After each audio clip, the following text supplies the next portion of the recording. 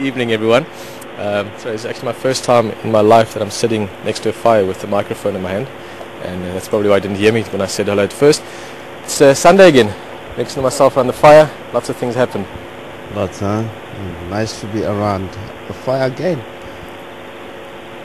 I think it's a very awesome day. I'm getting warm. I mean, since last Sunday I was not around the fire the whole week, and now I'm back again. I feel like very natural. I can see you were sitting in there nicely. Both Rex and myself were sort of obviously running around a little bit before we started talking to you, but it's a good place to be around a fire, especially when there's been lots happening, Rex. It's been a good week and especially a good day. It was very, very beautiful week. I believe, I mean, if we keep on going like, we're in a very good business. Yeah, it's lekker. It's always the first few minutes of this fireside chat's always a bit weird for me, to be honest, still, just because it's a new space a little bit, and standing with this thing in my hand adds to it. But it's certainly been a good week in terms of wildlife. I mean, what Rex mentions there as well, it's been picking up more and more. It's been very busy again. We went through a bit of a lull sort of 2-3 weeks ago, but then we had awesome leopard until last Sunday, while Karula was actually in camp while it was happening, and then during this week as well, beautiful leopard, Saseka. Rexon's going to talk a bit more about that just now. Elephant tonight, and it does feel like we're now at that part of winter, Rexon, where it starts getting busier. You know, that last part before summer, and it's really every day there's something happening. It was very good, and especially, I mean, that fascinating is for the tracks of a leopard that comes from Peter's Pond, very close to the camp here. Is really, it makes me like more happy. Such leopards living into our environment around, in and out, which is very amazing. Yeah, it was interesting. Also, that was during the day. We didn't mention much of it, but that was yesterday, which is part of the reason last night we were waiting for her. But just to explain quickly, and it's interesting to see how this will develop, but this little pond that Rexon's talking about is just at the back of camp here. Essentially, we sorted out all our grey water as such of camp, and instead of having trouble with it like we did for a long time, we just redirected it, filtered and so on. It now runs out as clean water eventually, and there's just a little pond, very, very nice for bird life, small life, but what's happening more and more, like Rexon says, is the leopards are around. So that's an interesting little sort of watch the space down the line. It was very, very good. I mean, there was few questions that come through. People would like to really clarify about the leopard that they saw earlier on, the grey decker kill.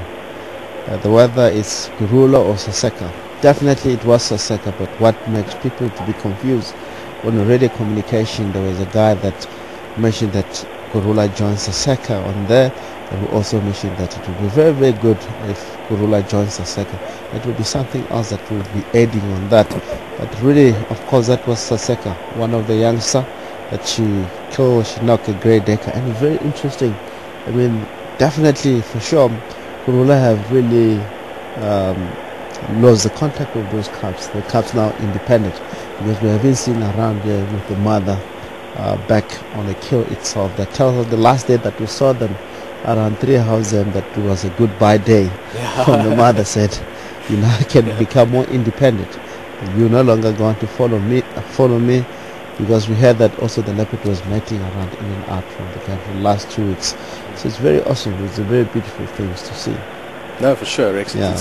And we touched on it last week as well, but there's certain events almost that when you look back on things over time, like when the Mapochos arrived the first time, I mean, they characters that are well cemented in all of our lives now, even though we don't see them that often. But there's certain things that happen over time that you think back to, and sometimes on the occasion and sometimes later on it means quite a lot.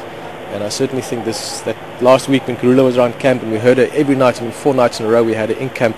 Unfortunately we couldn't actually show her to you. She managed to outwit us a few times, but you saw some of the stills on the website, and that time when she was mating you could hear it. It was very special that was happening around us. You know, if we see those cubs, imagine 4 months from now we see those cubs, and it's like we can actually remember the time it happened. So yeah, it's a beautiful thing to see. It's very amazing. Also we have another question that people, also last week we really ran down about the question. People that want to know if a leopard have a cubs and a new male or enter into the area, they're going to kill the cubs as same the lion do the same. And also that is amazing question. I mean, Of course, leopard is same as lion. They can do the same because they're all territorial species. That means that the same gender of the same species must spread out their own gene once they interfere one another. So if the leopard come across with the cubs, especially people who have mate with another male around the area, if a new male comes into the area, he really won't like those cubs. Definitely is going to kill the cubs. Suppose the female to be on oysters, then it can spread out the gene because there's no inbreeding, there's no challenge from the dominant male that will be around you with the new cubs that one might be into. That is a fairy of the leopard, what they do. Very, very amazing. Rexon, something I'm worrying about myself, and I've got my own thoughts and theories on it, but especially you having, with you having known this area for quite a long time.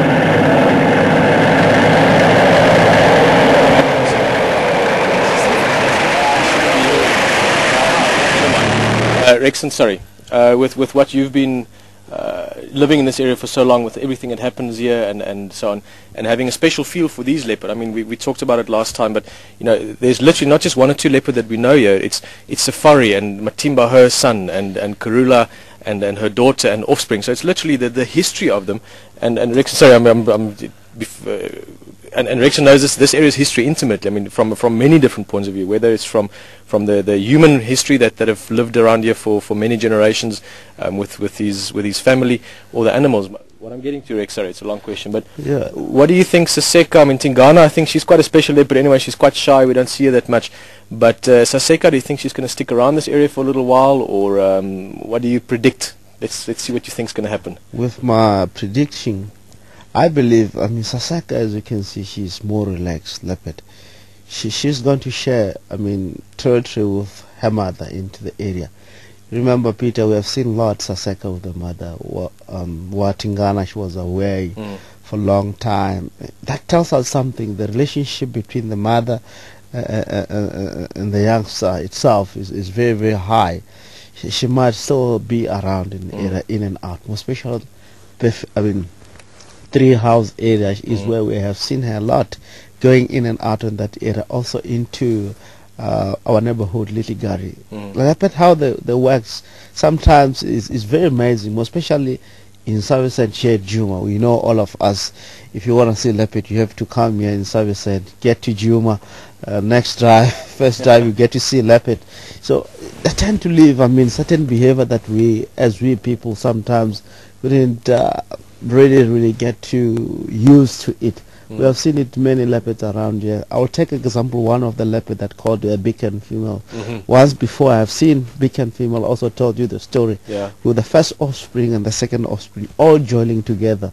I mean, playing. Okay, the young and playing even. Yeah, playing even. Sure. No problem. The mother wall is around in that area.